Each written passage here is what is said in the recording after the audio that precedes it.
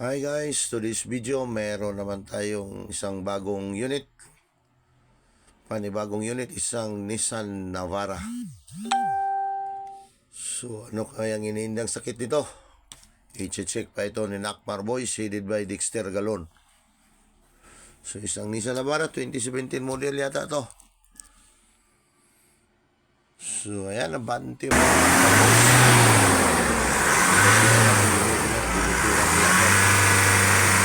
Walang pagkagalawang isip. Sige, dira. Tao natin Bante, dira. customer natin yan.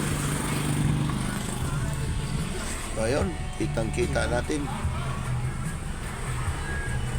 So naka-check engine at saka yung palo dyan is hanggang 3,000 lang mahigit. 3,000 lang talaga yung palo niya sa kanyang RPM. Dito, inulit. Check engine, tinuturo 3,500 lang. So tinuro na nila yung ano yung iniindang sakit. So naka-check engine, nakailaw yung check engine sa panel gauge. Kahit anong apak dyan, tudubao na yung accelerator sa sahig.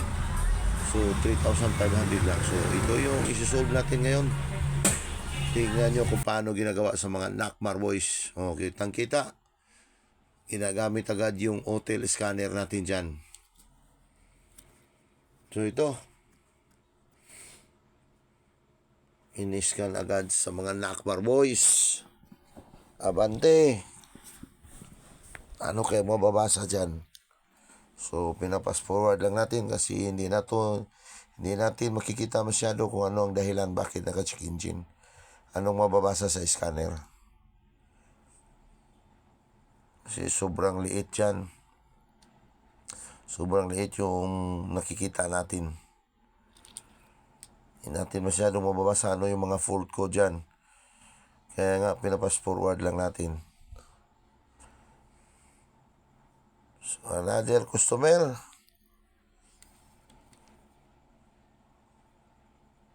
Galing pa ito sa malayo, pumunta dito para magpa-check.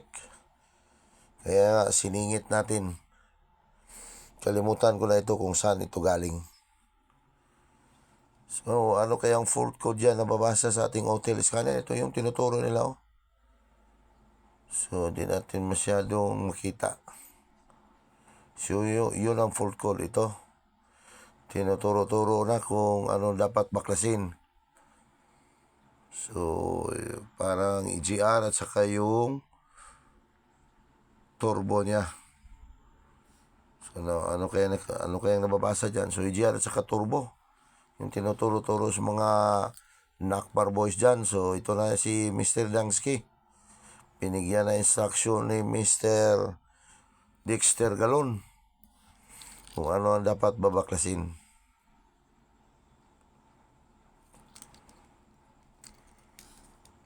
Fast forward din tayo. Kasi yung mga sinesolve natin ngayon, kapareho lang.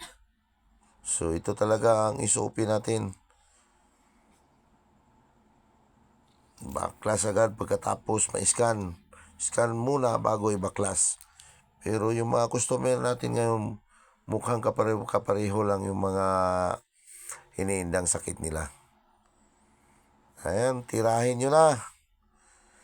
Mga Nakmar Boys, ayun, nangunguna sa pagdismantle yan si Mr. Dangsky Nabaska.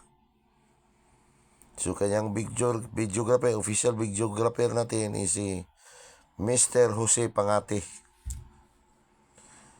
Yun ang kumukuha sa video natin ngayon. So ayan, dinismantle lang dapat i-dismantle. Ano kaya makikita natin dyan?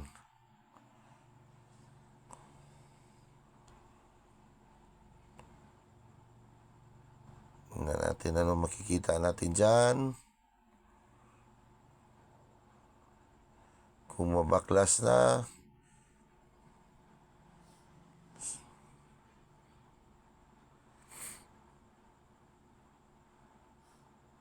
So ingatan nyo. Baka may madamage sa ma-responde naman dyan si Nakmar pag mayroong manasa. Ayan yung turbo. Napakalinis talaga sa turbo. Parang puwit ng ano yan, kaldero. Parang puwit ng kaldero na nagsasayang kayo na ginagamitan ng kahoy, sobrang napakaitim. Ayun, dinukot-dukot na ni Mr. Langsky dyan yung EJR dyan, yung intake. Sobrang napakarumi. So ito yung mga binaklas natin lahat. EGR, turbo, yun. Dapat linisan yung intake, manifold, no? Sobrang kapal sa carbon deposit. So, ayan yung intake ko. Sana makukuha natin yan, mawala yung problema niya pagkatapos nating malinisan. So, ayun, dahil sa sobrang init ng panahon, nakanikid na yung tao natin. Sinabihan ko lang sila, wag lang kayo magpakita sa pulis para hindi kayo mahuli kasi bawal yan. Pag lalabas kayo sa kalsada, talagang mahuli kayo. Dito lang kayo sa loob ng shop. Wala tayong magawa dahil sa sobrang init. More than 40 degree tayo Celsius ngayon. Nainitan talaga yung mga tao natin kasi hindi aircon. Hindi natin kaya aircon yung space natin. Doon lang sa opisina. Kaya natin yung aircon. Dito sa labas talagang aircon by nature na ginagamit natin. Ito. Tapos ng linisan, balik na. Ibabalik na sa tamang lalagyan. Forward tayo dyan. So at least nakita nyo na kung ano yung mga parts dyan na tinanggal natin para linisan, para makuha yung check engine, tsaka makuha yung low power. At least magka-idea kayo sa video ni Nakmar. Kasi yung mga problema, yung mga sasakyan, parang pabalik-balik lang yan. Ito. Lagyan na ng pandikit kasi sasauli na sa dapat kalalagyan. Sana mawala yung problema. So at least ma-satisfied yung customer na pumunta dito. Matuwa yung customer at saka ma-satisfied. Yun ang goal natin.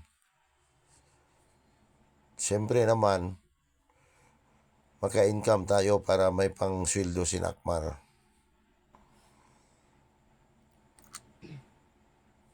So ito, medyo malapit-lapit na.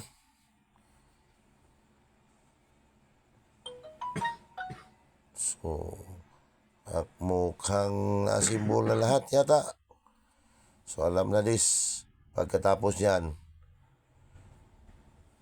So, ayusin nyo mabuti dyan ha, na walang bintis. So dito makinig tayo sa engine. Rip!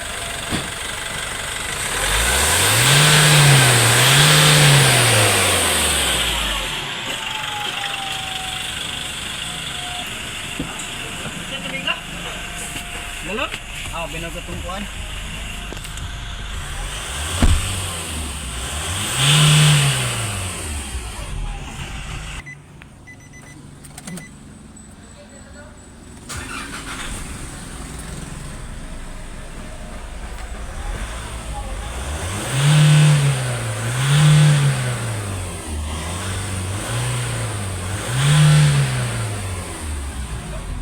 Approved sign by Dexter Galon.